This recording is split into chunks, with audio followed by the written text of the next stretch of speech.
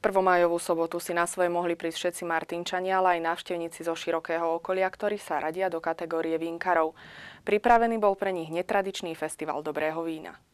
Organizátori sa rozhodli priniesť do Turca, teda do nevinárskeho regiónu, najrozmanitejšie druhy a značky vín. Návštevníci mali jednak možnosť degustovať, ale v neposlednom rade i možnosť nahliadnúť do tajov a grifov toho ktorého výrobcu. V podstate chceme ukázať, že na Slovensku je veľa dobrého vína, veľa pekného vína, zaujímavých výrobcov, rôznych regiónov, rôznych štýlov, ktoré treba vedieť porovnať. A kde už človek porovná vína, ak nie na takom festivale, kde vedľa seba stojí niekoľko rôznych výrobcov z rôznych regiónov. Každý návštevník je s pohárom v ruke, čiže koľko litrov vína sa tu dnes vypije? Tak to nemáme zrátané, ale v princípe máme v rámci vstupného máme pre každého návštevníka pripravený povedzme liter vína.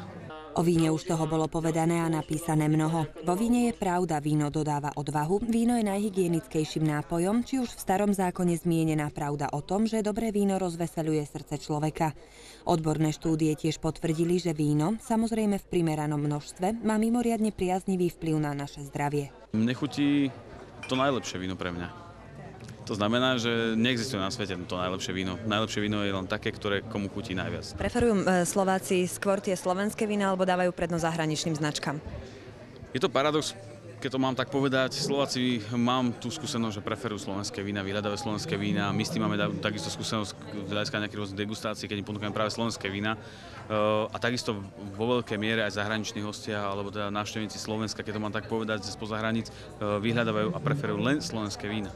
Okrem samotnej degustácie, aby bolo na festivale spojené príjemné s užitočným, usporiadané boli aj majstrovstvá Slovenska. A že nie len tak nejaké. Súťažilo sa v sekaní sektov o titul Sekáč 2010. Ide o otváranie vína, šumivého vína odsekávaním šablov alebo rôznymi inými predmetmi.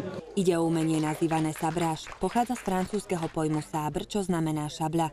Jeho vznik je spojený s napoleonskými vojskami, keď vojaci vracajúci sa z úspešných ťažení ešte v sedle koňa odsekávali fľaše vína šablou. Dnes sa na takéto otváranie okrem šable používa mnoho často až dých vyrážajúcich predmetov. Pohárom, šálkou, počálkou, mažiarom napríklad. A teraz vo finále budete mať možnosť vidieť napríklad otváranie nohou. Neviem, akým spôsobom, sám som zvedavý. Existuje nejaký grif na také špeciálne otváranie sektu? No, tak samozrejme, že existuje, ale tak viete ako. To keby sme prezradili, tak tí hostia už toho nie sú takí uchvátení určite. A som používal túto šablu, môžem ukázať.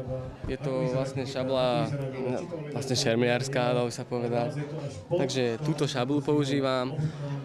Mali ste možnosť vidieť kladivo, sekáč na mäso. Ešte mal som tam kilové závažie potravinárske. Myslím si, že pre väčšinu je netradičný už len ten pohár, že dokážeme odseknúť hrdlo fľaše zase len nejakým skleneným predmetom. To je si myslím, že celkom netradičné. Pre nás už je to samozrejme akoby rutina, keď to mám tak povedať. Ale áno, zmrznutý banán. To myslí vážne.